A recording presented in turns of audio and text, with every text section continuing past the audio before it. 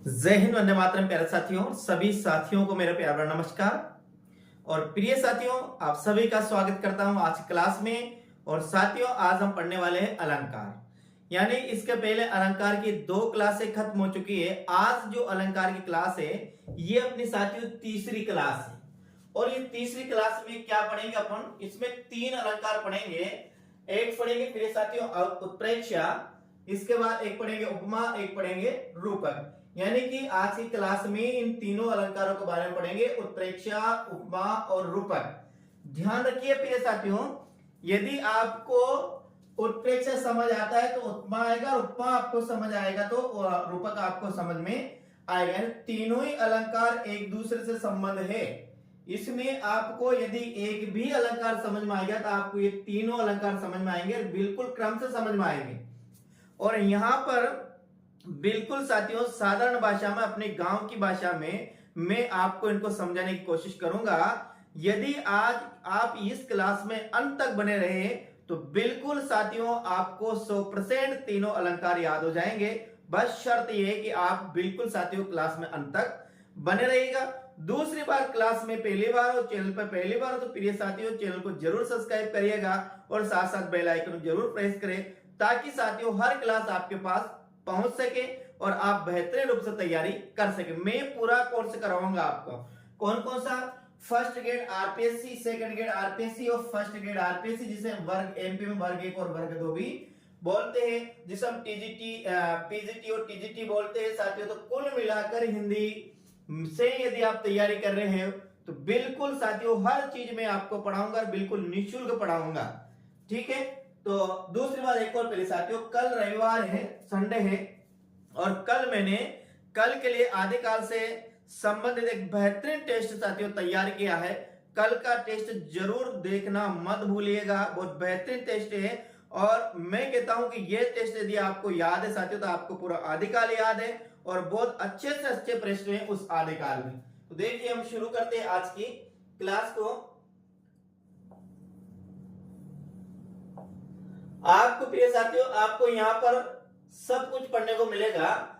देखिए रोजाना एक क्लास आपकी, यदि आज अलंकार की क्लास है साथियों तो कल आपको टेस्ट मिलेगा। और इसके आगे अपन देखते हैं साथियों तो फिर आपको साहित्य भी मिलेगा, हिंदी साहित्य का इतिहास भी मिलेगा।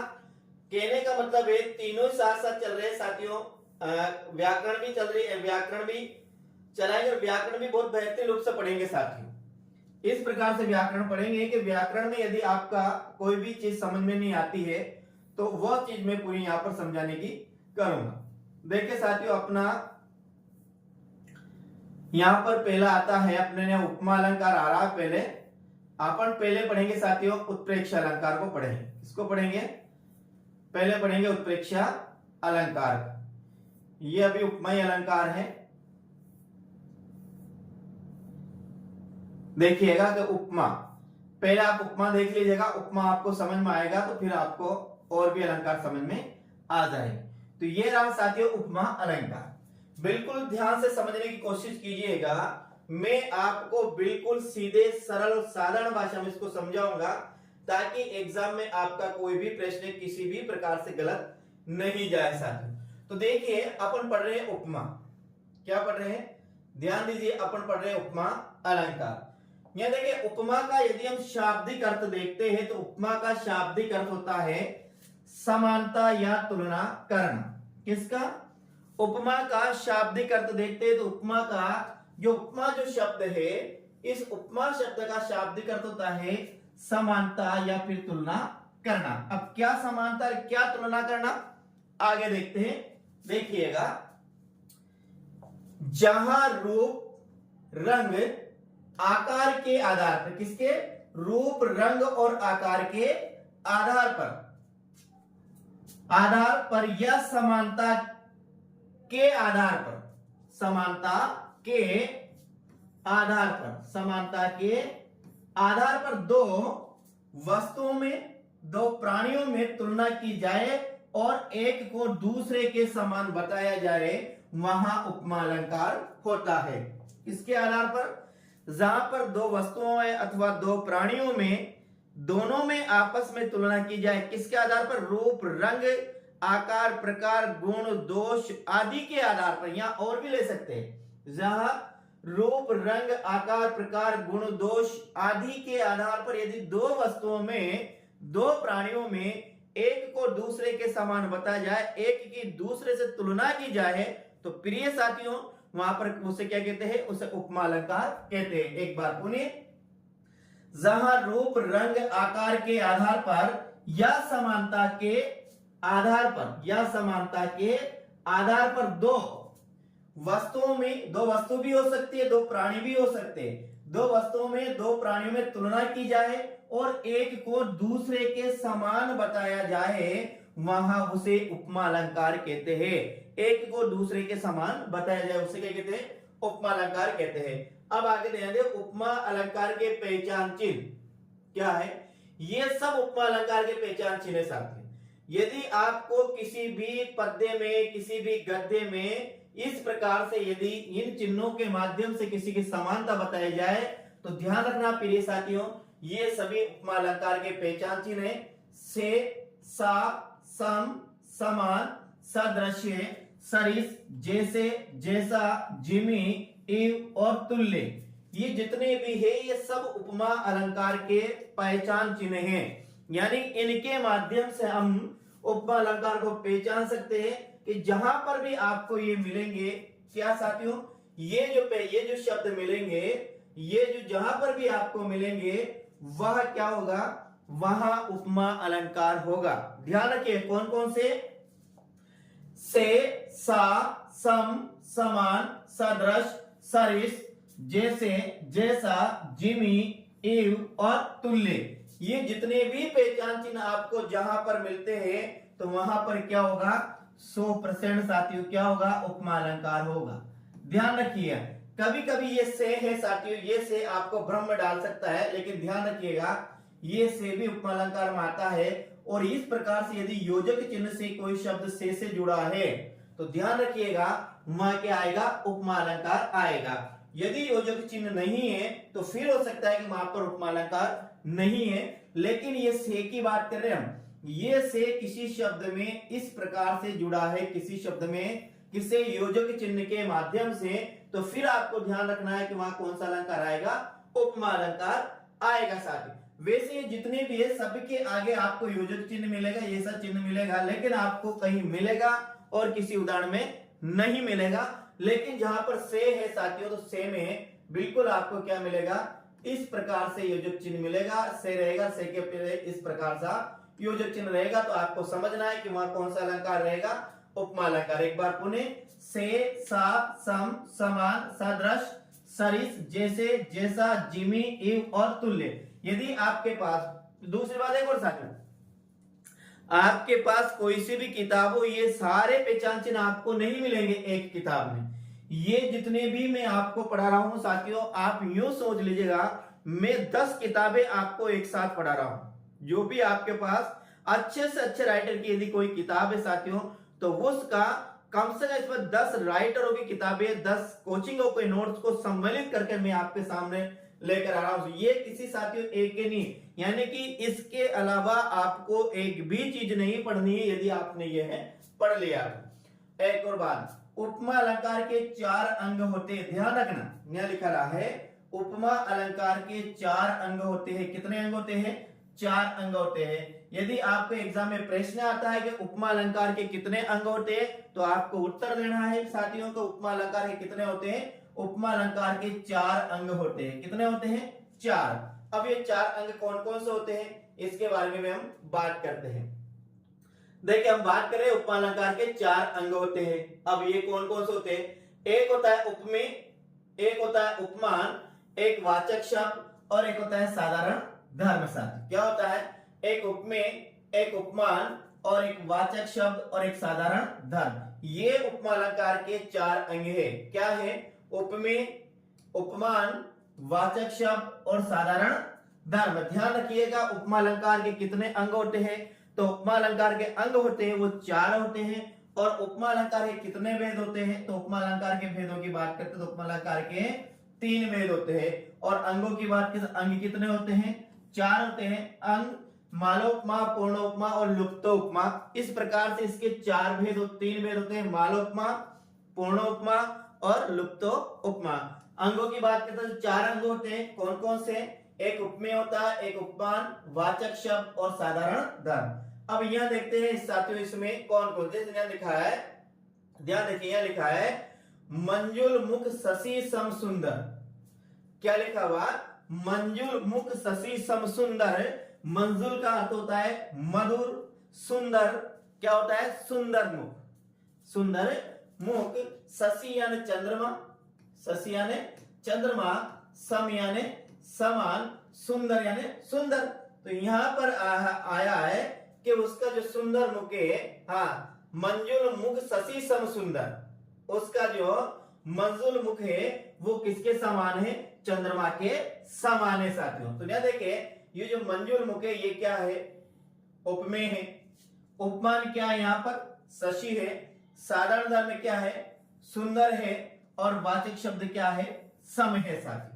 वाचक शब्द क्या है? यानी कि उसका जो सुंदर मुख है वह चंद्रमा के समान सुंदर है। उसका मुख है, उसका सुंदर मुख चंद्रमा के समान सुंदर है। अब देखिए आगे समझने की कोशिश कीजिए, यदि आपको ये चीज समझ में आएगी तो आपको सब समझ में आ जाएगा। अब यह क्या है? जी उपमेय है। उपमेय है वो कौन है? यहाँ मुख है, शशि क्या है? उपमान है, साधारण क्या है? सुंदर। अब देखिए इसकी साधारण धर्म का मतलब है कि किस आधार पर दोनों में हम तुलना कर रहे हैं, किस आधार पर दोनों में हम समानता कर रहे हैं, वह जो आधार है वही क्या है? साधारण धर्म। वह जो आधार है वही, यानी कि यहां पर मुख में और चंद्रमा में दोनों में क्या क्या समानता है? दोनों ही सुंदर है। तो जो दोनों में समान रहेगा, जिसके आधार पर हम तुलना कर रहे हैं, जिसके आधार पर हम उसकी समानता बता रहे हैं, वह साधारण धर्म कहला है। देखिएगा आगे हम बात करते हैं। ये देखिए यहां सबकी परिभाषा मैंने लिख रखी है, देखिएगा यहां ध्यान से। उपमेय जिसकी तुलना की जाए, उपमेय जिसकी तुलना की जाए वो क्या होगा? उपमेय हो गया। पहली बात, उपमेय किसे कहेंगे? तो जिसकी तुलना की जाए वह उपमेय होगा। जैसे मैं आपकी तुलना करता हूं कि आप राधा या फिर श्याम हो, तो आपकी तुलना किससे? आप तुलना किसकी की जा रही है? तो यहां पर जो आप है ये उपमेय है। किससे तुलना की जा रही है? राधा से या श्याम से तुलना की जा रही है, तो ये क्या हो जाएगा? उपमान हो जाएगा। देखिए यहां लिखा उपमान है जिससे तुलना की जाए। क्या लिखा हुआ? कि जिससे तुलना की जाए। अब तुलना किससे की जा रही है? शशि, शशि यानी चंद्रमा से तुलना की जा रही है। किसकी तुलना की जा रही है? मुख की तुलना की जा रही है। तो यहां पर जो ये मुख है ये तो उपमेय है और शशि क्या है? उपमान है। सीधी बात, एक और न्यू समझिएगा, न्यू समझ सकते हैं इनको और भी अपन साधारण भाषा में। तो जो उपमेय होता है वह यूं समझ लेते हैं, वो क्या होता है? अपने पास होता है, अपने पास होता है। और जो उपमान होता है अपने पास नहीं भी होता है, तो वो कहां होता है? एक अपने पास होता है या अपने नजदीक होता है। और जो उपमान होता है उसे यूं भी कह सकते हैं कि वह क्या होता है? दूर होता है, दूर होता है। यूं भी कह सकते हैं कि ये लौकिक हो सकता है और ये क्या हो सकता है? अलौकिक हो सकता है।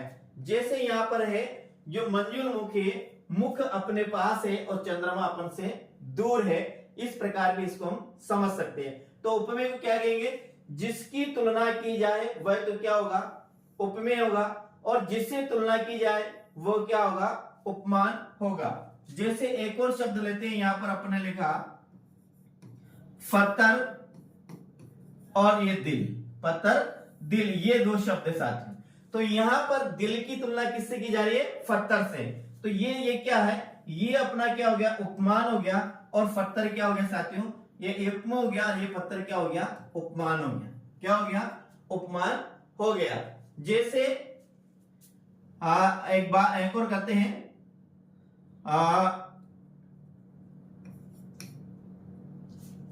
एक उदाहरण लेते हैं।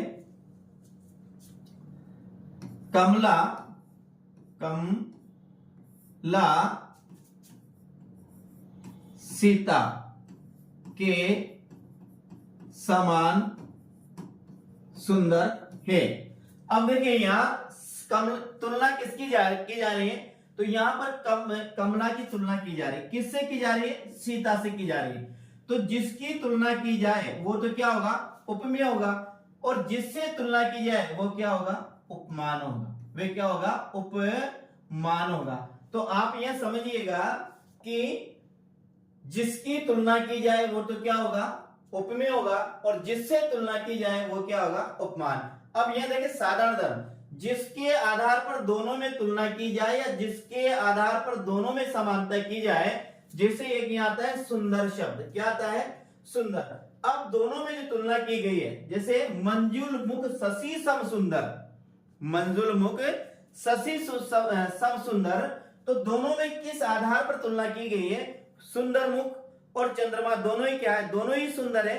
तो यहाँ दोनों के आधार, दोनों में क्या समानता? दोनों में सुंदर की समानता की, दोनों ही क्या है? सुंदर है। तो जो दोनों में विद्यमान रहता है, दोनों में विद्यमान रहता है, वही क्या है? वही साधारण धर्म है। वाचक शब्द यहाँ पर क्या है? सम यहाँ पर वाचक शब्द है। और इसके कौन से हैं? इसके से, सा, सम, समान, सरिस, सदृश्य, सदृश और इव, जैसे, जैसा और जिमी और तुल्य, ये जितने भी हैं ये सब किसके हैं? ये सब उपमा अलंकार के क्या है? वाचक शब्द। साथियों ध्यान रखना, ये जितने भी है ये सब उपमा अलंकार के क्या है? वाचक शब्द है। तो इस प्रकार से आप करना है। उपमा अलंकार के 4 अंग है, एक उपमेय है, एक उपमान है, एक साधारण धर्म है, क्या है? वाचक शब्द है। उपमेय जिसकी तुलना की जाए वह उपमेय, उपमान जिससे तुलना की जाए वह उपमान, साधारण धर्म जिस आधार पर दोनों में तुलना की जाए वह साधारण धर्म, और वाचक शब्द यहाँ पर समवाचक शब्द है। एक और ध्यान रखना, उपमेय को प्रस्तुत और उपमान को अप्रस्तुत किया जाता है। अब ध्यान रखना, जो उपमेय है इसे प्रस्तुत कहा जाता है, और उपमान है इसे क्या कहा जाता है? इनको कहा जाता है अप्रस्तुत। क्या कहा जाता है? अप्रस्तुत कहा जाता है। ध्यान रखना। अब देखिए अप्रस्तुत और प्रस्तुत से आप समझ में आएगा।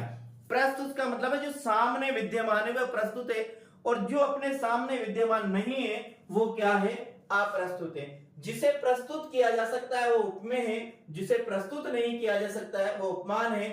हाँ ध्यान रखना, जिसे सामने लाया जा सकता है वो उपमेय है, और जिसे प्रस्तुत नहीं किया जा सकता है वो क्या है? उपमान है। जैसे यहाँ पर मंजुल मुख है, मंजुल मुख है, एक क्या है?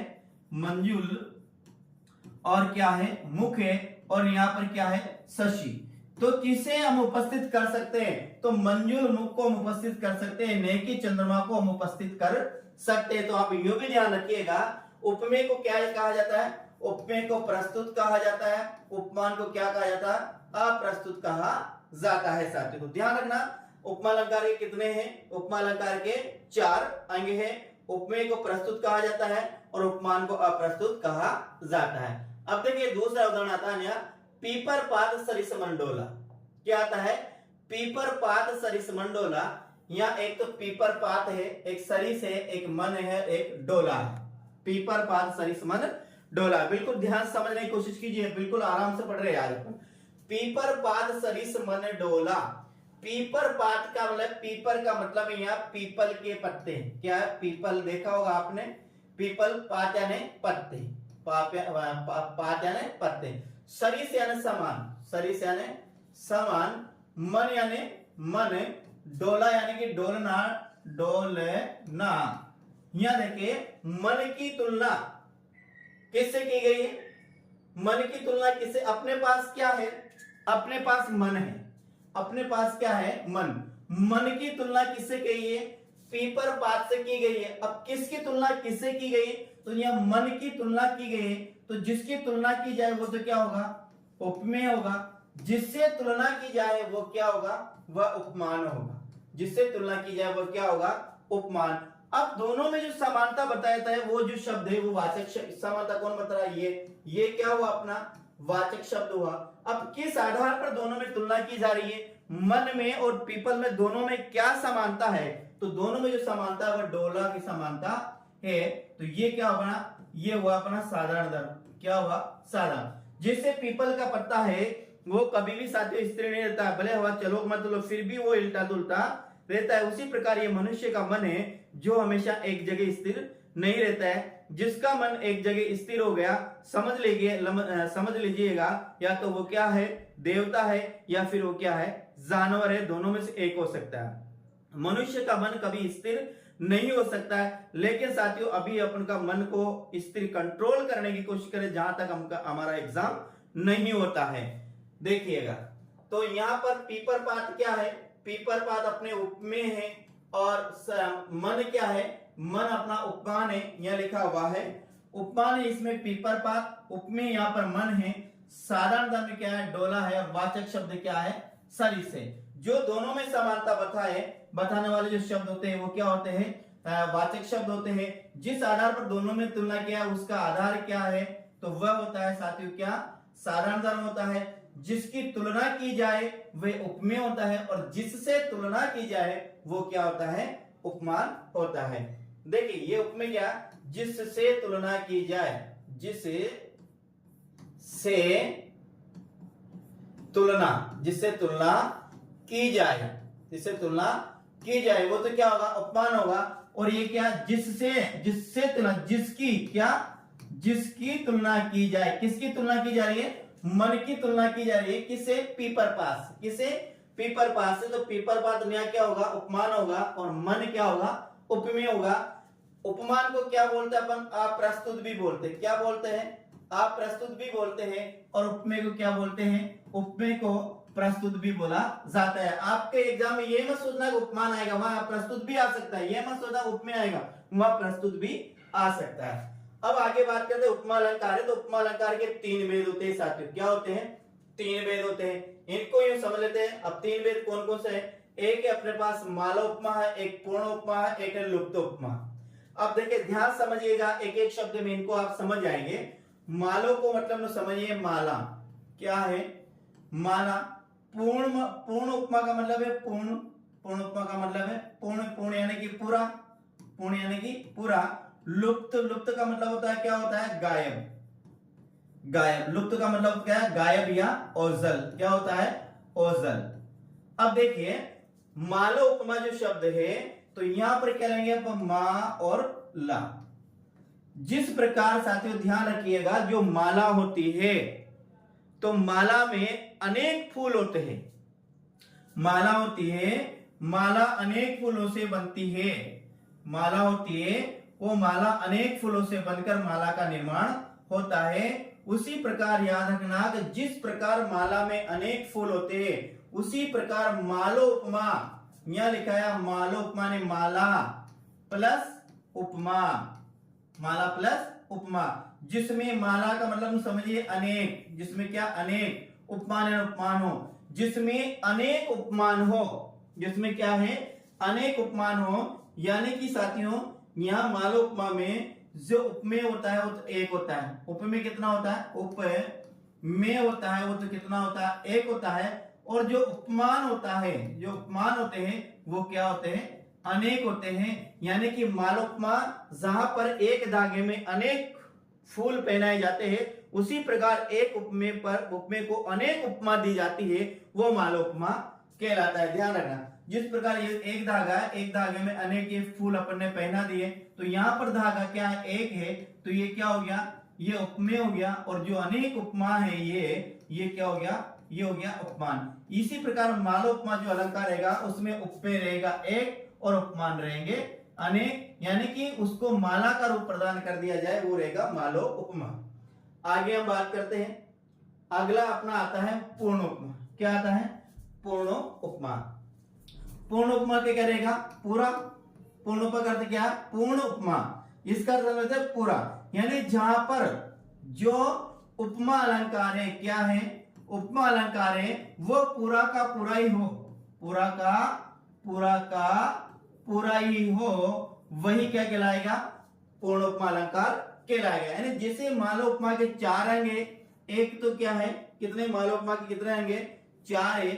एक क्या है साथियों, उपमेय है, एक क्या है, उपमेय, दूसरा क्या है उपमान है, दूसरा क्या है उपमान है, तीसरा क्या है साधारण धर्म है, तीसरा क्या है साधारण धर्म है, चौथा क्या है साथियों, चौथा है वाचक शब्द, चौथा है वाचक शब्द। तो ये उपमा अलंकार के जो चार अंग है, यदि ये कहीं पर भी किसी भी उदाहरण में चारों अंग विद्यमान हैं तो वो कहलाएगा पूर्ण उपमा अलंकार।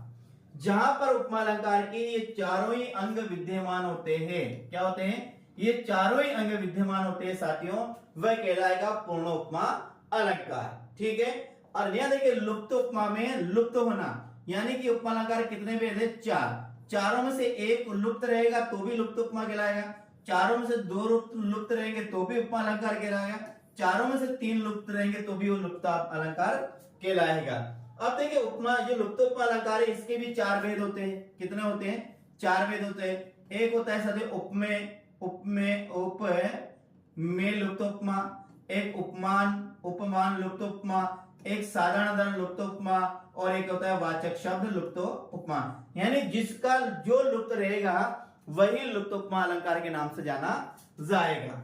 आगे देखते हैं अपना आता है मालोपमा अलंकार आता है।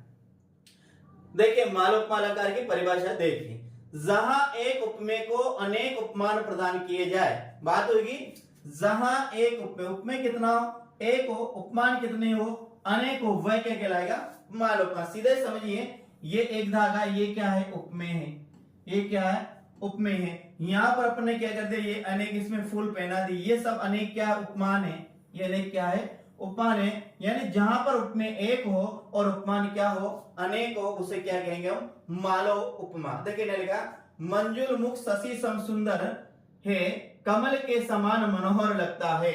देखिए यहाँ पर मंजुल मुख शशि सम सुंदर है, कमल के समान लगता है साथियों। तो ये मंजुल मुख है, ये तो अपन यहाँ पे देखा ये क्या है उपमेय है, तो इसकी एक उपमा तो ये होगी क्या होगी चंद्रमा के समान सुंदर है, और कमल के समान मनोहर लगता है, एक यहाँ पर कमल, ये भी क्या हो गया उपमान हो गया।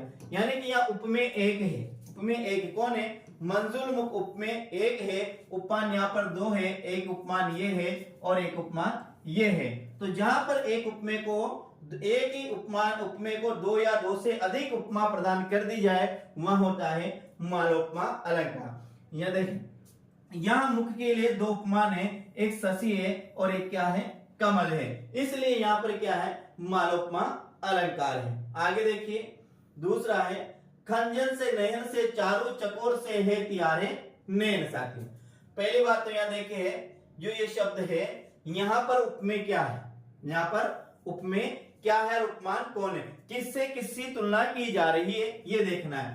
खंजन से मीन से खंजन से चारू चकोर से हे तियारे नैन। अब यहाँ देखिए इन सभी में ध्यान से देखिए अपने पास कौन है, यानी कि यहाँ पर प्रस्तुत कौन है, प्रस्तुत कौन है और अप्रस्तुत कौन है, ऐसे देखिए प्रस्तुत का मतलब जो अपने है अपने पास है यूं समझ लिया। तो अपने पास यहाँ पर मीन है या खंजन है या फिर चकोर है कौन है या फिर नैन है। तो देखिए साथियों सीधी सी बात है यहाँ पे नैन है, नैन यानी कि नेत्र, नैन यानी नेत्र है, ये नेत्र हमारे पास है। तो यह नेत्र क्या है, नेत्र यहाँ पर उपमेय है, नेत्र क्या है उपमेय है।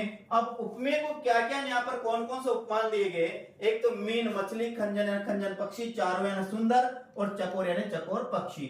यानी कि यहाँ पर नेत्र को क्या बताया मीन बताया गया है, खंजन को क्या बताया गया यहाँ पर नेत्र क्या खंजन पक्षी के समान बताया, नेत्र के समान बताया, और चारू और चकोर पक्षी के समान यहाँ पर बताया गया है। तो यहाँ नैन जो नेत्रों की तुलना है वो 3 से की गई है, इसलिए यहाँ पर कौन है साथियों यहाँ पर कौन सा है मालोपमा अलंकार है। क्या है मालोपमा अलंकार है, ध्यान रखना क्योंकि यहाँ उपमेय तो एक है और उपमान क्या है अनेक है, इसलिए यहाँ कौन है मालोपमा अलंकार है।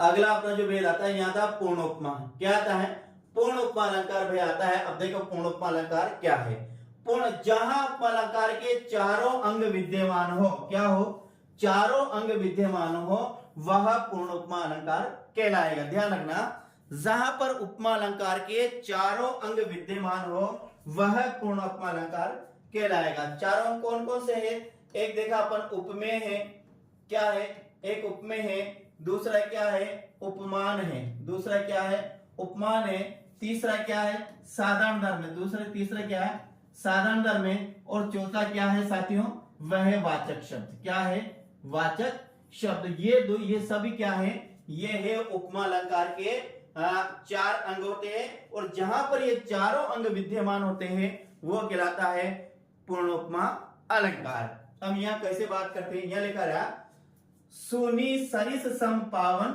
वाणी, ऐसा लिखा, सुनी सरिस सम पावन वाणी।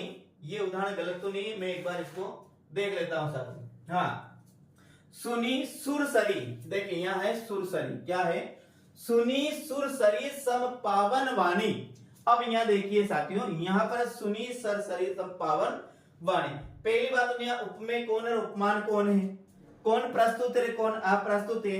ध्यान, ये सुरसरी है, सुरसरी यानी गंगा, सुरु की सरी, यानी क्या, सुरसरी कहा जाता है गंगा नदी को, देवताओं की नदी वो कहा जाता है सुर। लेकिन यानी कि अपने पास कौन है, इस उदाहरण में आपको पहले उपमान और उपमेय समझना है, फिर आपको समझ में आएगा।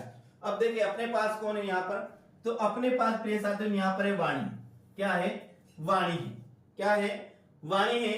दूसरी बात, यहां पर जो वाणी है, ये वाणी तो क्या हो गया, उपमेय हो गया। क्या हो गया साथियों, उपमेय हो गया। उपमान कौन है, सुरसरी, ये ने क्या है, सुरसरी यानी गंगा नदी, ये क्या है, उपमान है। यानी कि वाणी की तुलना किससे की गई है, सुरसरी से की गई है। वाचक शब्द किससे पता लगा है कि यहाँ पर उपमा अलंकार है, यहाँ सम आ रहा है, ये वाचक शब्द है, यानी ये पहचान चिन्ह है। वाचक शब्द का मतलब है पहचान चिन्ह है। अब किस आधार पर दोनों में तुलना की जा रही है, वाणी में इसमें, यानी कि पावन यानी पवित्र, पावन यानी पवित्र, यानी कि वाणी को यहाँ पर सुरसरी के समान बताया गया। उसकी वाणी इतनी पवित्र है, इतनी शीतल वाणी है कि जो भी उसको सुनता है उसके मन को बड़ी शांति पहुंचती। जिस प्रकार गंगा में स्नान करने पर पूरा शरीर में शुद्ध हो जाता है, पवित्र हो जाता है, शांति मिलती है, उसी प्रकार उसकी जो वाणी है, उसकी जो आवाज है, उसकी जो ध्वनि है, वो गंगा नदी के समान है। इसलिए यहाँ पर उपमा अलंकार, उपमा अलंकार के चारों अंग विद्यमान है। उपमेय यहाँ पर वाणी है, उपमान यहाँ पर सुरसरी है, साधारण धर्म यहाँ पर पावन है, और वाचक शब्द यहाँ क्या है, समय। वाचक शब्द का मतलब है पहचान चिन्ह। आगे आता है सरिस सुभंग भुजदंडा। यहां पर भी देखिए साथियों, यहां पर भी इसमें लिखा में करी कर सरिस, सरिस सुभंग भुजदंडा। यहां पर देखिए करी कर है, क्या है, करी कर आगे आएगा यहाँ करी, सरिस के पहले है करी कर। करी कर का मतलब है, कर का मतलब है यहाँ पर क्या आएगा, सुंड है, कर का मतलब सुंड है, कर यानी हाथी, यहाँ हाथी की सुंड है। करी कर का मतलब है यहाँ हाथी की सुंड। सरी पे समान, सुभंग अच्छी है, भुजदंडा, क्या है, भुजदंडा यानी भुजा के समान, भुजदंडा यानी कि भुजा के समान साथियों। तो यहाँ देखिएगा, यहाँ पर किसकी तुलना किससे की जा रही है, भुजदंडा। उसकी भुजा किस प्रकार की है, उसकी भुजा किस प्रकार की है, उसे सुभंग, उसे भंग नहीं किया जाता। भुजदंडा, भुज यानी भुजा, डंडा दंड, यानी कि उसकी जो भुजा है वो कैसी है, वो है करी कर। किसकी है, करी कर, यानी हाथी के सुंड के समान उसकी भुजा है। हाथी के सुंड के समान उसकी क्या है, भुजा है। तो यहाँ पर उपमेय क्या हो गया, भुजदंडा हो गया, भुजा डंडा, यहाँ पर भुजदंडा है। उपमान क्या है, करी कर, हाथी की सूंड है। साधारण क्या है, सुभंग है यानी इतनी बलशाली है। और वाचक शब्द पहचान की क्या हो गया, सरिस हो गया। इसलिए ध्यान रखना, इस उदाहरण में आपको यहाँ क्या है, करी कर और जोड़ना है, करी और कर और जोड़ना है। क्या, करी और कर। कर यानी सुंड, कर यानी हाथी, यानी हाथी की सुंड के समान उसकी बलशाली भुजा है साथियों। अब देखिए आगे आता है अपना लुप्त उपमा अलंकार। जहां उपमा अलंकार के चारों अंगों में से एक या एक से अधिक लुप्त हो वह लुप्त अलंकार अलंकार कहलाता है। या तो वहां पर चारों में से एक लुप्त हो, दो लुप्त हो या तीन लुप्त हो तो वह कहलाएगा लुप्त उपमा, या चारों ही लुप्त हो कहलाएगा लुप्त उपमा अलंकार। जैसे एक उदाहरण है, वह नव नलिनी से नेत्र वाला कहाँ है। अब देखिए यहाँ पर वह नव नलिनी से नेत्र वाला कहाँ है। अब देखिए यहाँ पर क्या यहाँ पर लुप्त है, क्या यहाँ पर लुप्त है। नव नलिनी, नव नलिनी, नवीन कमल जैसे, नेत्र यहाँ से है या नेत्र है वाला कहाँ है।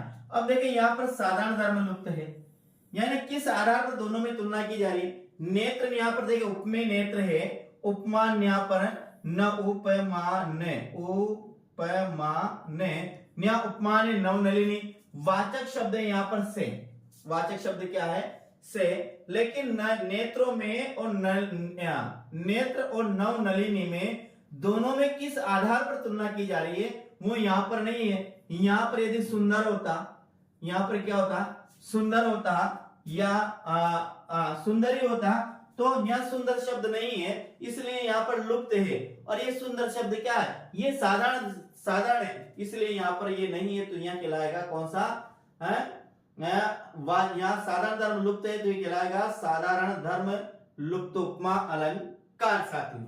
इस प्रकार से इनको याद करना है। तो ये तो है यहाँ पर अपने क्या उपमान है, ये उपमेय है और ये साधारण धर्म है, ये है वाचक शब्द। यहाँ पर साधारण धर्म कौन सा, साधारण धर्म क्या है, लुप्त है, ध्यान रखना ये आएगा लुप्त। अगला देख, पड़ी थी बिजली सी विकराल, पड़ी थी बिजली सी विकराल। देखिए पड़ी थी, कौन पड़ी थी, कौन है या कौन का उत्तर नहीं है। पड़ी थी बिजली सी विकराल, विकराल ने भयंकर, विकराल ने भयंकर। अब देखें यहाँ पड़ी थी बिजली सी, या बिजली तो क्या है यहाँ उपमान है, बिजली की तुलना की गई है, किससे की गई है, यानी बिजली यहाँ किससे, किसकी तुलना बिजली से की गई है, तो किसकी की गई वो नहीं है, किससे की गई है वो तो है, किससे की गई है, बिजली से की गई, लेकिन किसकी की गई वो नहीं है। वाचक शब्द यहाँ पर क्या है, सी है, वाचक शब्द क्या है, साधारण धर्म दोनों में क्या है, विकराल है, विकराल है। जैसे यहाँ पर यहाँ पर कोई भी लेते हैं, जैसे हम लेते हैं के कई ले सकते हैं, के कई ले सकते हैं, यहाँ पर कोई भी ले सकते हैं, जैसे मान लेते हैं यहाँ कमला ले सकते हैं, क्या लेते हैं, कमला ले सकते हैं, यहाँ पर सीता ले सकते हैं, यहाँ पर अपन क्या ले सकते हैं, यहाँ पर लीला ले सकते हैं। कि पड़ी थी लीला बिजली सी विकराल, पड़ी थी सीमा बिजली सी विकराल, पड़ी थी सीमा बिजली की विकराल। तो यहाँ पर पड़ी थी, यहाँ लिखते हैं अपन सीमा, तो ये हो जाता है अपना क्या, उपमेय हो जाएगा, क्या हो जाएगा, उपमेय। लेकिन यहाँ पर उपमेय नहीं है, इसलिए यहाँ पर ये कौन सा है, लुप्त उपमा अलंकार है। ध्यान रखना बिजली यहाँ पर क्या है, उपमान है, वाचक शब्द क्या है, सी है, साधारण क्या है, विकराल है, लेकिन यहाँ पर उपमेय नहीं है साथियों। आगे ध्यान रखें, यह लिखा नोट करके कि लुप्त उपमा अलंकार के में जो अंग लुप्त होता है उसे उसी के नाम से जाना जाता है, यानी जिस में जो अंग लुप्त होता है उसे उसी के नाम से जाना जाता है।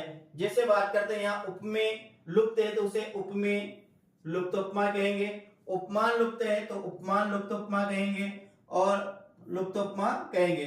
धर्म लुप्त है, साधारण धर्म लुप्त है तो यहाँ कहेंगे धर्म लुप्त उपमा, और यदि वाचक शब्द लुप्त है तो यहाँ कहेंगे वाचक लुप्त उपमा, यानी कि उस पद में जो लुप्त रहेगा उससे उसी के नाम से जाना जाएगा। इस प्रकार से उपमा अलंकार के कितने भेद हो गए, उपमा अलंकार के तो 3 भेद हो गए, कितने, 3 को माला उपमा, पूर्ण उपमा और लुप्त उपमा। लुप्त उपमा कितने भेद हो गए, लुप्त उपमा के 4 भेद हो गए। उपमा अलंकार के कितने अंग है, तो उपमा अलंकार के अंगों की बात करते हैं तो उपमा अलंकार के 4 अंग हैं, कौन कौन से हैं, उपमेय, उपमान, साधारण धर्म और वाचक शब्द। अगला आता है यहाँ पर अपना उत्प्रेक्षा अलंकार साथी, कौन सा आएगा, उत्प्रेक्षा अलंकार अगला आता है, वो आता है उत्प्रेक्षा अलंकार। देखिए उत्प्रेक्षा का अर्थ होता है अनुमान या कल्पना करना। उत्प्रेक्षा जो शब्द है इसका अर्थ क्या होता है, अनुमान या कल्पना करना, अनुमान लगाना या कल्पना ही करना है उत्प्रेक्षा अलंकार है। उपमा का अर्थ तो है समानता, क्या समानता, उत्प्रेक्षा करते कल्पना करना और क्या करना, अनुमान लगाना।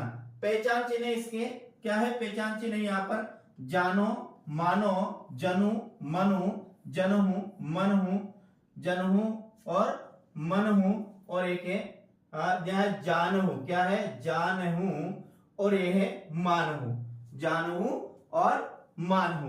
ये उपमा अलंकार क्या है। यहाँ परिभाषा नहीं लिखी तो मैं यहाँ पर परिभाषा लिख रहा हूं उपमा अलंकार की। ध्यान दीजिए क्या परिभाषा है। जहां उपमेय में उपमान की कल्पना की जाए। क्या? जहां उपमेय में उपमेय में उपमान की कल्पना की जाए। जहां उपमेय में उपमान की कल्पना की जाए या अनुमान लगाया जाए, या क्या हुआ है? अनुमान, या अनुमान लगाया जाए उसे क्या कहा जाता है? उसे कहा जाता है प्रिय साथियों क्या? उत्प्रेक्षा अलंकार। जहां उपमेय में उपमान की कल्पना की जाए, इसमें उपमेय में उपमान की कल्पना की जाए वह, और या अनुमान लगाया जाए। इसमें उपमेय में उपमान का अनुमान लगाया जाए तो वो कहलाता है उत्प्रेक्षा अलंकार की ये परिभाषा है। आपको ध्यान रखना, जहां उपमेय में उपमान की कल्पना की जाए या अनुमान लगाया जाए वो कहलाता है उपमा अलंकार है उत्प्रेक्षा अलंकार। ये उत्प्रेक्षा अलंकार के पहचान चिन्ह है कि आपको कहीं ये शब्द मिलते तो आपको समझना है कि वो कौन सा अलंकार है, उत्प्रेक्षा अलंकार है। जानो, मानो, जनु, मनु, जनहु, मनहु, ये है जानहु और ये है मानहु। ध्यान रखना, जैसे और जैसा और जिमी ये उत्प्रेक्षा के नहीं है, ये उपमा अलंकार के पहचान चिन्ह है। कई पुस्तकों में आपको ये मिलेंगे, किसमें? उत्प्रेक्षा अलंकार में। तो ध्यान रखना वो गलत दे रखा है। उत्प्रेक्षा अलंकार के पहचान जैसे, जैसा, जिमी नहीं है, ये है साथियों किसके? ये है उपमा अलंकार के। ये उत्प्रेक्षा अलंकार के नहीं है, ये किसके? उपमा अलंकार। कौन से? ये जो तीन है, जबकि कई किताबों में ये उत्प्रेक्षा अलंकार में बता रखे हैं। जैसे यहाँ देखें, अंबर में तारो मानो, अंबर में तारो मानो अनगिनत मोती है। अंबर में तारे, या तारो नहीं है यहाँ साथियों, तारे हैं। क्या है? यहाँ है तारे। क्या है? ध्यान रखना, यहाँ है तारे के। अंबर में तारे मानो अनगिनत मोती है। तो यहाँ मानो सपने पहचाना कि यहाँ कौन सा अलंकार है? उत्प्रेक्षा अलंकार है। किससे? अंबर में तारे, तारे को क्या बताया गया? यहाँ अनगिनत मोतियों के समान बताया गया है। कि यहाँ पर तारों में किसकी कल्पना की गई है? तारों में यहाँ पर मोतियों की कल्पना की गई, क्योंकि आसमान में तारे टिमटिमाते रहते हैं। तो यहाँ पर तारों को क्या बताया गया? मोती बताया गया है। रत्नाभरण,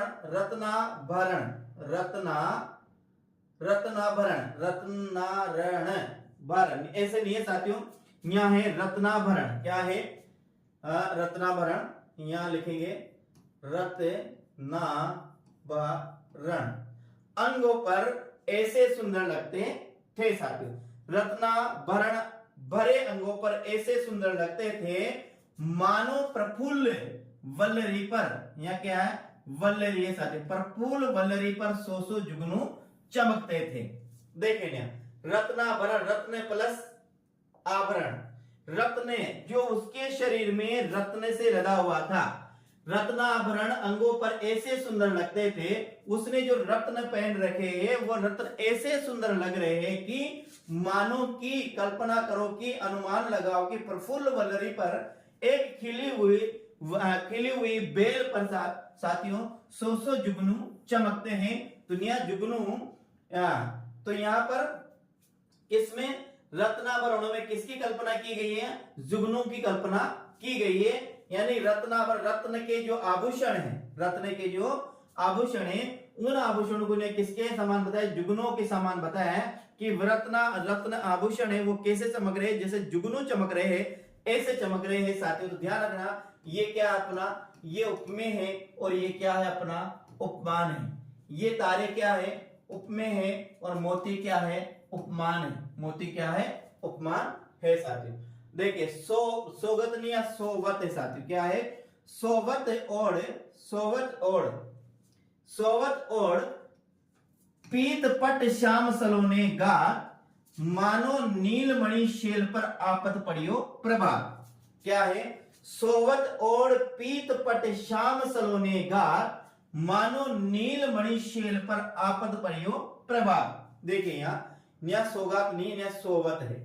सोवत और सोवत सोहत सोहत सोवत क्या है, न्या है सो हत।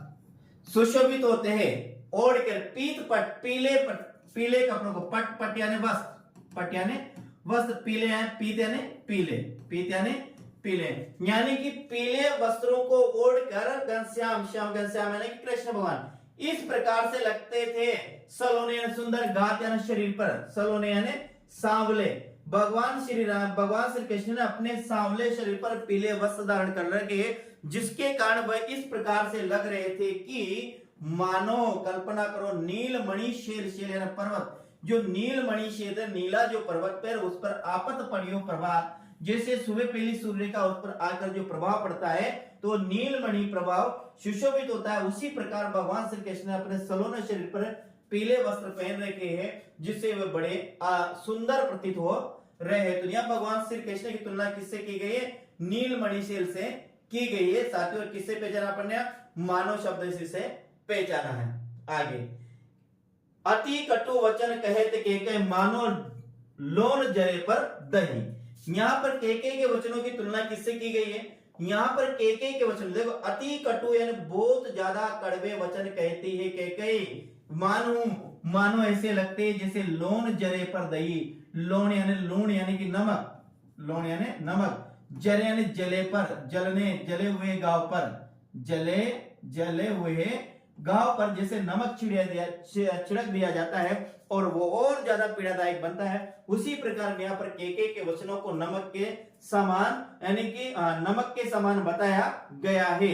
किसके समान, नमक के समान, जो और अंदर की अग्नि को और ज्यादा प्रज्वलित कर देते हैं। तो यहाँ पर जो केके के कटु वचन है, इसकी तुलना किससे की है, लोन यानी कि नमक से की गई है। तो ये तो क्या हुआ, ये उपमान हुआ, और ये क्या हुआ, उपमेय हुआ। साथी ये क्या हुआ, उपमेय। आगे देखिए, हिम कणों से पूर्ण हो मानो जलद भरे, हिम कणों से पूर्ण हो मानो जलद भरे, ये अगला है, हिम कणों से पूर्ण हो मानो जलद भरे। देखिए यहां पर अब देखिए यहाँ पहली बात तो किससे पहचानेंगे, यहाँ मानव से पहचानेंगे पूरा ही। देखिए अब देखिए यहाँ पर पहचान चिन्ह क्या है, उन पहचान चिन्हों को अपन पहचानेंगे सभी में। देखिए यहाँ पर ये देखिए अपने ये उदाहरण, ये अपने उदाहरण है। यहाँ पहले उदाहरण देखिए, अपने उत्प्रेक्ष अलंकार की पहचान करनी है, वो अर्थ नहीं पूछेगा आपसे एग्जाम में, ध्यान रखना। यहाँ पर मानो आ रहा है, क्या आ रहा है, मानो, यहाँ पर भी क्या आ रहा है, मानो आ रहा है, यहाँ पर भी क्या है, मानो आ रहा है, यहाँ पर क्या है, मनु आ रहा है, क्या आ रहा है, और यहाँ पर भी क्या आ रहा है, मानो आ रहा है। तो ये मानो, मनु, क्या ध्यान रखना, उत्प्रेक्ष अलंकार में क्या क्या पहचान चिन्ह अपने को ध्यान रखना, उत्प्रेक्ष अलंकार में याद रखना, जानो, मानु, जनु, मनु, जनहु, मनहु, जानहु और मानहु, ये शब्द अपन को ध्यान रखना है। यहाँ आता है हिम कणों से पूर्ण हो मानो जलद भरे, हिम कणों से, मानो से पहचान लेकिन उत्प्रेक्ष अलंकार है, क्या है, उत्प्रेक्ष अलंकार है। जलद का मतलब क्या होता है, जलदन होता है बादल, जलदन क्या होता है, जलदन होता है बादल। यहाँ बादलों को कैसा बताया गया है, हिम कणों के समान, क्योंकि जो बादल होते हैं, बादल की आकृति जब साथ बादल के काले होते हैं, कहीं घुंघराले होते हैं, कहीं उसमें सफेदीपन भी होता है, सफेदीपन लिए होते हैं। तो यहाँ पर बादलों को हिम कणों के समान बताया गया है। बादलों की तुलना किससे की गई, हिम कणों से की गई। तो हिम कण तो क्या हो गए, यहाँ पर उपमान हो गए। हिम का मतलब होता है बर्फ के कण, बर्फ के टुकड़े के समान बताया गया है किसे, बादलों को। उत्प्रेक्ष अलंकार के तीन भेद होते हैं साथियों, कौन कौन से, वस्तु उत्प्रेक्षा, हेतु उत्प्रेक्षा और फलोत्प्रेक्षा। ध्यान रखना, उत्प्रेक्ष अलंकार कितने भेद होते हैं, तीन। एक होता है वस्तु उत्प्रेक्षा, एक होता है साथियों हेतु उत्प्रेक्षा, और एक होता है फलो उत्प्रेक्षा। आपको ये तीनों भेद ध्यान रखना है, तीनों कि उत्प्रेक्ष अलंकार कितने प्रकार का होता है, तो तीन प्रकार का होता है, कि तीन भेद होते हैं, वस्तु उत्प्रेक्षा, हेतु उत्प्रेक्षा और फलो उत्प्रेक्षा।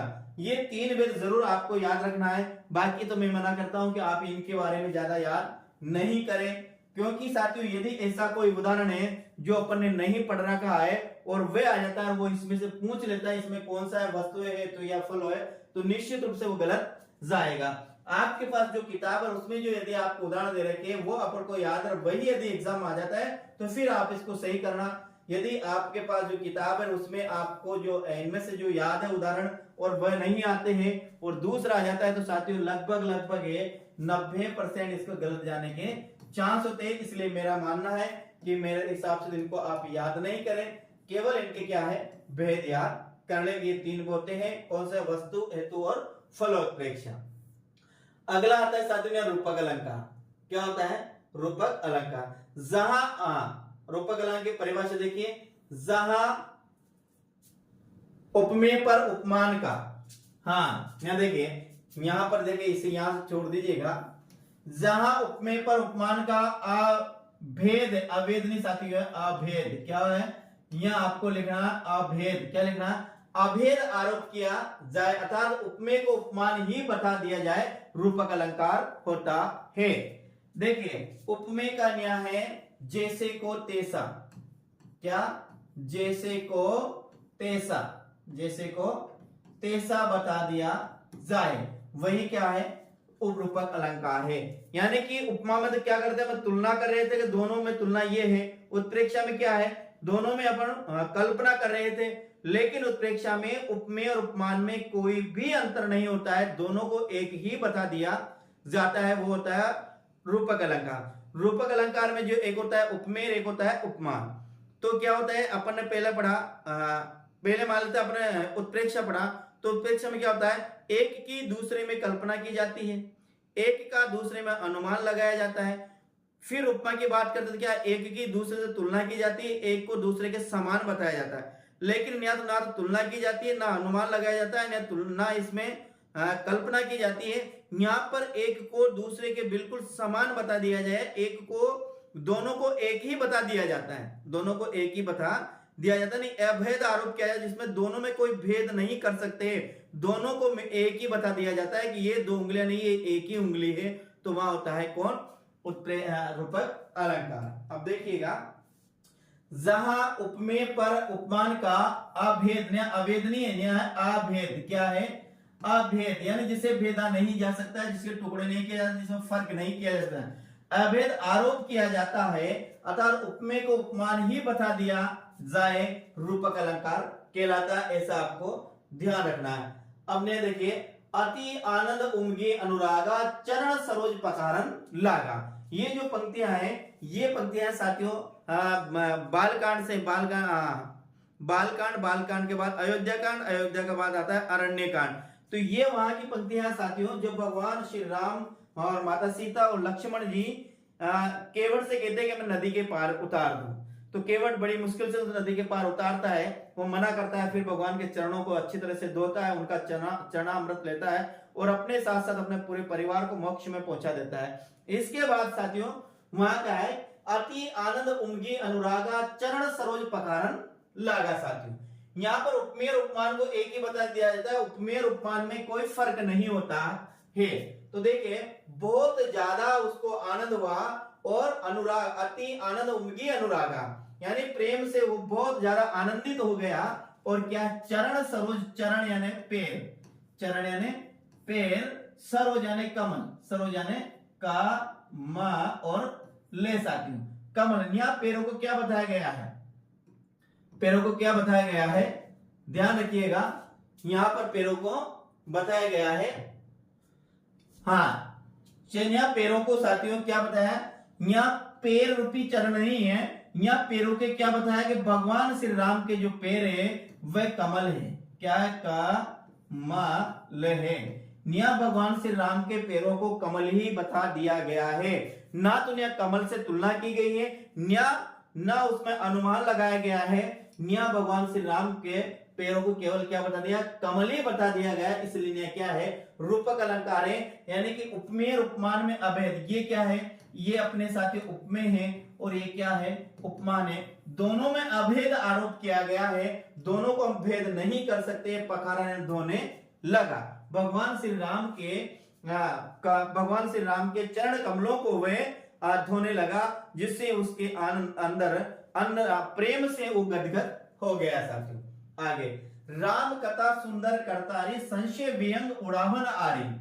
क्या है, किसी ने कहा कि राम कथा है, तुलसीदास राम कथा सुंदर करतारी, राम की जो कथा है वो इतनी अच्छे कार्य करने वाली है, संशय व्यंग उड़ावन हारी। संशय व्यंग, संशय यानी जो अपने संदेह होता है, संदेह होता है, तो संदेह रूपी जो विहंग होता है, व्यंग यानी पक्षी, व्यंग यानी पक्षी, संदेह रूपी पक्षी को उड़ा देती है।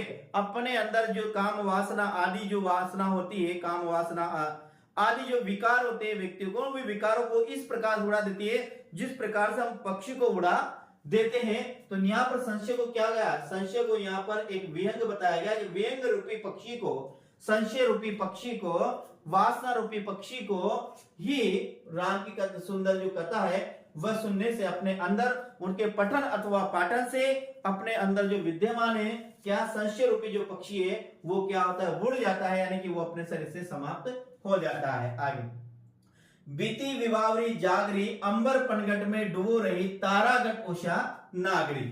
अब देखिए, बीती विवावरी, विवावरी रात जागरी, अंबर पनघट में डूबो रही तारागट उषा नागरी। अब ये देखिए, एक तो यहाँ अंबर और पनघट, यहाँ अंबर को क्या बताया गया, पनघट ही बता दिया गया, पनघट अंबर रूपी पनघट नहीं, यहाँ पर अंबर को यानी अंबर यानी आसमान, आशा आकाश को क्या बताया गया, पनघट। जैसे ही बीती विवारी जागरी, जैसे ही बीती विवारी, बीती यानी कि रात्रि तो समाप्त हो गई है, रात्रि तो समाप्त हो गई, और जागरी, कौन जागरी, उषा रूपी नायिका, नागरी यानी चतुर, नागरी यानी चतुर, उषा रूपी नायिका जैसे रात्रि बीतने पर जगी साथियों, तो वे अंबर रूपी किसमें अंबर रूपी पनघट में क्या डूबे, तारागट उषा नागरी, तारागट उषा नागरी। वे अपने हाथ में जो गड़ा है उन गड़ों से तारों को भर भर कर ले जा रही है। तारागट ने तारों को क्या बताया, घड़ा बताया गया है, समस्त घड़ों भर कर वो अपने साथ ले जाती है। आगे देखिए, उदित उदयगिरी मंच पर रघुवर बाल पतंग, विकसित संत सरोज सब हर्षित लोचन भ्रंग साके। तो यहाँ पर उदित उदयगिरी मंच पर है, उदयगिरी पर्वत को यहाँ पर मंच के समान बताया गया है। रघुवर बाल पतंग, यहाँ पतंग का मतलब है साथियों क्या है, सूर्य है, पतंग का तो यहाँ पर सूर्य है। रघुवर यानी भगवान श्री राम को यहाँ सूर्य बताया गया है कि जिस प्रकार से सुबह पहले सूर्य उदय होता है, यहाँ पर भगवान श्री राम को सुबह पहले जो सूर्य होता है ऐसा यहाँ पर बताया गया है। और उदयगिरी पर्वत है उसको एक मंच के समान बताया गया है। विकसित संत सरोवर सब हर्षित लोचन भ्रंग, यानी कि जैसे ही सूर्य उदय होता है तो सभी प्रसन्न हो जाते हैं, उसी प्रकार यहाँ रघुवर राम रूपी जैसे सूर्य उदय होता है का उदयगिरी मंच पर उदय होता है तो उसको देखकर संत सरोवर यानी कमल जैसे जितने भी संत हैं, कमल रूपी संत अपने भ्रंग लोचन को खोल लेते हैं साथियों। इस प्रकार अपन देखते हैं, कहाँ गया वो, देखो मिट गया साथियों, फिर आएगा, अपन पढ़ेंगे, अभी अपना समाप्त नहीं हुआ, अभी आगे और भी चलेगा। देखिए अपन बात करें तो यहाँ पर, हाँ, इसके बाद रूपक अलंकार के 3 भेद होते हैं, सांग रूपक, निरंग रूपक और परंपरित रूपक। रूपक अलंकार के 3 भेद होते हैं, एक सांग रूपक, एक निरंग रूपक और एक परंपरित रूपक। याद रखना, रूपक अलंकार के 3 भेद होते हैं, सांग रूपक, निरंग रूपक और परंपरित रूपक। ये ध्यान रखना, रूपक अलंकार के कितने भेद होते हैं साथियों, तो रूपक अलंकार के 3 भेद होते हैं, सांग रूपक, निरंग रूपक और साथियों परंपरित रूपक। ये याद रखना, ये 3 भेद आपको याद करना है। अब देखिए, सांग रूपक का मतलब जा उपमेय पर उपमान का और साथ ही साथ उसके अंगों पर भी उपमान के अंगों का अभेद आरोप किया जाए, वह सांग रूपक अलंकार होता है। सांग रूपक का मतलब है अंगों सहित, सांग से प्लस अंग, इसका संधि विच्छेद क्या होगा, से प्लस अंग, क्या होगा, से प्लस अंग, यानी कि रूपक अलंकार के अंगों का साथ साथ, रूपक अलंकार का वर्णन तो किया जाए, उसके साथ साथ उसके अंगों पर भी आरोप किया जाए, वो होगा सांग रूपक अलंकार। जहां उपमेय पर उपमान का और साथ ही साथ उपमेय के अंगों पर उपमान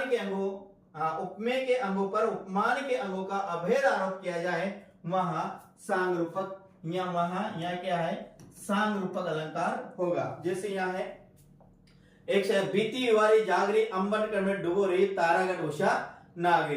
यहाँ पर अंबर का पनगढ़ पर अभेद आरोप बताया गया है। सहचरम जैसे कि तारों को घड़ों के समान वे उषा को पनिहारी के समान बताया गया है, इसलिए यहाँ पर के सांग रूपक अलंकार। यहाँ पर अंबर का पनगढ़ पर अभेद आरोप किया गया। एक तो ये है, यहाँ सहचर उनके कौन से हैं, तारों को यहाँ घड़ों के समान बताया गया है, तारों को यहाँ पर घड़ों के समान बताया गया है। और साथियों आगे है, और उषा को यहाँ पर पनिहारी के समान बताया गया है। आगे, उदो मेरा हृदय तल था एक उद्यान न्यारा, शोभा देती अनगिनत उसमें कल्पना क्यारी थी, न्यारे न्यारे कुसुम कितने भाव के थे अनेकों, उत्साह के विपुल विटप मधुकारी महा थे। देखिए अगला है, यहाँ पर है, अगला आता है अपने पास, उदो मेरा हृदय तल था। क्या है? उदो मेरा हृदय तल था एक उद्यान न्यारा, शोभा देती अनगिनत उसमें कल्पना क्यारी थी, न्यारे न्यारे कुसुम कितने भाव के थे उन अनेकों, उत्साह के विपुल विटप मधुकारी महा थे। अब ने देखिए यहाँ लिखा हुआ, आगे देखिएगा क्या है, इसमें हृदय तल कल्पना भाव और उत्साह उपमेय है। इसमें क्या है? उपमेय जिसकी तुलना की जाए वह क्या कहलाता है? उपमेय कहलाता है। तो यहाँ क्या है? एक तो हृदय तल, एक हृदय तल, एक कल्पना, एक कल्पना, एक भाव, न्यारे न्यारे ये भाव, एक ये हृदय तल, और एक कल्पना, और एक क्या है? उत्साह। ये क्या है? उपमेय है। इन्हें क्रमश यहाँ पर क्या बताया गया? उदो मेरा हृदय तल था एक उद्यान, यहाँ पर जो हृदय है उस हृदय को यहाँ पर एक उद्यान बताया गया है। हृदय को क्या बताया? उद्यान बताया गया था। वहां पर शोभा देती अनगिनत उसमें कल्पना क्यारी, यहाँ कल्पना को क्यारियां बताई गई है। देखो यहाँ कल्पना को क्या बताई गई? क्यारी बताई गई। उन क्यारियों में यानी कि मेरा हृदय है वो तो एक उद्यान है, और इस उद्यान में कल्पना रूपी क्यारियां बनाई गई है। उन क्यारियों में न्यारे न्यारे प्यारे प्यारे से कुसुम, अनेक प्रकार के कुसुम या फूल, भाव रूपी फूल थे उसमें, जो अपने हृदय में भाव होते हैं। ये भाव को यहाँ पर क्या बताया गया? फूल बताया गया। और उत्साह के विपुल विटप, विटप यानी विपुल यानी बहुत, विटप यानी क्या है? पेड़, विटप यानी पेड़, और मधुकारी उस उत्साह रूपी, मेरे हृदय में उत्साह रूपी उसमें अच्छे अच्छे से विटप, बड़े बड़े से कौन थे? वृक्ष थे। और वृक्षों पर क्या आ रहे थे? कुसुम आ रहे थे। क्या? कुसुम यानी पुष्प। साथियों आगे निरंग रूप, जहां अंगों को छोड़कर केवल उपमेय पर उपमान का अभेद आरोप किया जाए वो होता है कौन सा? रूपक अलंकार। वो होता है निरंग रूप। यहाँ केवल एक रूपक होता है, ध्यान रखना। सांग रूपक में उसके, सांग रूपक में समझ ले जहां पर अनेक उपमान हो। निरंग रूपक का मतलब समझ जहां केवल एक उपमेय हो। पारंपरिक का मतलब समझ लेगा जहां पर दो उपमान हो, ऐसे समझ ले। इसके तीन भेद है, अपन ने देखे कौन कौन से तीन भेद है। एक है सांग रूपक। सांग रूपक अर्थ में समझ जहां पर अनेक उपमान हो। क्या हो? अनेक उपमान, अनेक उपमान हो वह सांग रूपक। निरंग रूपक जहां पर एक उपमान हो। क्या हो? एक उपमान हो। पारंपरिक रूपक का मतलब जहां दो उपमान हो। क्या हो? दो उपमान हो, वो कहलाता है पारंपरिक रूपक। सांग रूपक से प्लस अंग यानी उसके रूपक के साथ उसके अंगों का भी वर्णन करना। निरंग रूपक जहां पर केवल एक ही उपमान हो। पारंपरिक रूपक जहां कितने उपमान हो? दो उपमान हो, उसे कहेंगे हम पारंपरिक रूपक कहेंगे साथियों। तो अगला जो अपना आता है वो अपना आता है निरंग रूपक, जहां अंगों को छोड़कर केवल उपमेय पर उपमान का अभेद आरोप हो, निरंग रूपक अलंकार कहलाता है। जहां केवल एक रूपक होता है, जैसे अवधेश के बालक चारी, तुलसी मन मंदिर विरह, तुलसी मन मंदिर विरह। यहाँ पर उपमेय, यहाँ पर मन क्या है? उपमेय है। देखो साथियों अगले मैं इसमें आपको उसका और भी बेहतरीन तरीका बताऊंगा कि रूपक अलंकार को किस प्रकार से हम पहचानेंगे। आप बने रहिए। देखिए यहाँ मन को उपमेय बताया गया है। मन उपमेय पर मंदिर उपमान का आरोप किया गया है, लेकिन उसके अंगों का उल्लेख नहीं है, इसलिए यह क्या है? निरंग रूपक अलंकार है। केवल यहाँ पर एक ही रूपक है, इसलिए यहाँ पर निरंग रूपक अलंकार है। जहां पर एक ही, पहली बात रूपक अलंकार है। रूपक अलंकार कौन सा वेद? निरंग रूपक अलंकार है यहाँ, क्योंकि यहाँ पर उपमान कितना है?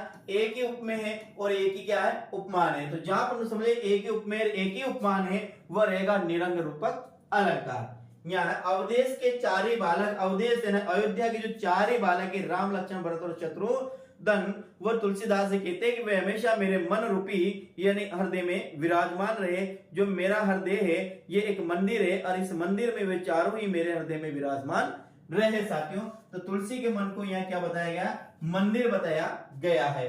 वीरे यानी विराजमान रहे। आगे है पायो जी मैंने राम रतन धन पायो। क्या है? पायो जी मैंने राम रतन धन। यहां पर भी केवल एक ही उपमेय है और एक ही उपमान है। कौन सा? राम उपमान है, उपमेय राम है और उपमान क्या है? रत्न है साथियों, रत्न रूपी धन। तो यहां पर कहती है कि पायो जी मैंने राम रतन धन पायो। तो यहां देखिए पायो जी मैंने राम रत्न धन पायो। तो यह राम क्या है? उपमेय है और धन क्या है? उपमान है। धन क्या? रत्न क्या है? उपमान। तो यहाँ पर एक ही है, इसलिए यहाँ कौन सा है? यहाँ पर निरंग रूपक। कौन सा है? निरंग रूपक, यानी जहां पर एक उपमान एक ही उपमान होता है वो होता है निरंग रूपक अलंकार। अगला आता है परंपरित रूपक अलंकार। जब पद में काम कम से कम, क्या काम नहीं है, कम से कम, जब पद में कम से कम दो रूपक हो। कितने रूपक हो? परंपरित का मतलब आप समझ लें दो रूपक। जहां पद में कम से कम, क्या है? कम से कम दो रूपक हो, जहां श्रृंखलाबद्ध दो रूपक होते हैं तथा एक रूपक के द्वारा दूसरे रूपक की पुष्टि होती है। दोनों रूपक एक दूसरे के परंपरा के अनुसार बंधे होते हैं, यानी दोनों रूपक एक दूसरे से बंधे होते हैं। यदि एक को वहां से हटा दिया जाए तो दूसरे का भी जो महत्व है समाप्त हो जाता है। इस प्रकार से दोनों दो रूपक होते हैं। परंपरित का मतलब समझिएगा, जहां पर दो रूपक होते हैं वो परंपरित, जहां पर एक होता है वो निरंग रूपक, और जहां पर अनेक होते हैं या उसके अंगों का भी वर्णन होता है वो होता है कौन सा अलंकार? सांग रूपक अलंकार। जब पद में कम से कम दो रूपक हो, शर्त कितने? दो। जहां श्रृंखलाबद्ध दो रूपक होते हैं तथा एक रूपक से दूसरे रूपक की पुष्टि होती है, दोनों रूपक एक दूसरे के परंपरा के अनुसार बने हुए, वो होता है कौन सा? निरंग रूपक अलंकार। जैसे राम कथा सुंदर करतारी संशय व्यंग उड़ावन हारी। यहां लिखा है राम कथा सुंदर करतारी संशय विहंग उड़ावन हारी। यहां राम कथा को सुंदर ताली यानी हाथ की ताली बजा कर, तारी कर यानी हाथ, ताली यानी ताली। जिस प्रकार हम ताली बजाकर पक्षियों को उड़ा देते हैं, अब मुझे इसका अर्थ आया, जिस प्रकार हम ताली के माध्यम से ऐसे करके पक्षियों को उड़ा देते हैं, उसी प्रकार जो राम कथा होती है जिसको सुनने से अपने मन में जो संशय रूपी पक्षी होते हैं वह उसी प्रकार उड़ जाते हैं जिस प्रकार ताली बजाने से हम पक्षियों को उड़ा देते हैं। साथियों देखें यहाँ राम कथा को सुंदर ताली हाथ की ताली से एवं हमारे हृदय के संशय को व्यंग पक्षी के रूप में बताया गया है। यहाँ राम कथा को ताली नहीं माने तो संशय को पक्षी के रूप में नहीं माना जा सकता है। इसलिए यहाँ पर एक रूपक है वे दूसरे रूपक से बंधे हुए होते हैं। तो ध्यान, एक तो राम कथा सुंदर करतारी, सुंदर कर राम कथा को सुंदर ताली के समान बताया, एक रूपक तो ये हो गया। संशय विहंग उड़ावन आ रही, ये संशय रूपी ये विहंग है, ये दूसरा रूपक हो गया। साथियों आगे प्रेम अतिथि है खड़ा द्वार पर हृदय कपाट खोल दो तुम। साथियों यह कहा कि प्रेम अतिथि है खड़ा द्वार पर हृदय कपाट खोल दो तुम। प्रेम अतिथि खड़ा द्वार पर हृदय कपाट खोल दो तुम। साथियों यहाँ है प्रेम अतिथि और हृदय कपाट में रूपक है। यहाँ प्रेम अतिथि, प्रेम को यहाँ अतिथि बताया गया है, और हृदय के यहाँ कपाट खोलने पर जिस प्रकार से हम अपने दरवाजे कपाट यानी किवाड़ खोलने पर उसमें अंदर कर पाते, उसी प्रकार हृदय के अपना जो हृदय, इस हृदय के कपाट यानी हृदय के द्वार खोलने पर यहाँ पर प्रेम अंदर कर प्रवेश कर पाता है। साथियों तो यहाँ प्रेम अतिथि और हृदय कपाट में क्या है? रूपक है। इस प्रकार साथियों अपने लिए क्या हुआ? ये तीन अलंकार हुए। कल अपने अगली जो क्लास है, अगली क्लास में अपन पढ़ेंगे संदेह अलंकार। क्या पढ़ेंगे? संदेह अलंकार पढ़ेंगे। वैसे कल संडे है और कल अपन लेंगे साथियों टेस्ट, और टेस्ट लेंगे आदिकाल का, और बहुत बेहतरीन टेस्ट है वो आदिकाल का। उस टेस्ट में जरूर आप देखिएगा, उस टेस्ट को छोड़ना मत भूलिएगा। अच्छे सा टेस्ट है साथियों, ऐसे टेस्ट आपको कहीं भी नहीं मिलेंगे, कहीं भी नहीं मिलेंगे, कहीं भी। तो हम आज की क्लास को यहीं पर समाप्त करते हैं प्रिय साथियों। कल फिर मिलते हैं अपने अगली क्लास में, अगली क्लास में मिलेंगे, और अगली क्लास में पढ़ेंगे अपन आदिकाल का संबंधित टेस्ट पढ़ेंगे साथियों। तो हम विदा लेते हैं, कल फिर मिलते हैं अगले क्लास में। राम राम। चैनल को सब्सक्राइब कर ही लिया होगा, नहीं किया तो अब जरूर कर लीजिएगा, क्योंकि हम पूरा कोर्स क्या पढ़ने वाले? निःशुल्क पढ़ने वाले हैं साथियों। ठीक, वंदे मातरम, राम राम साथियों, गुड नाइट साथियों।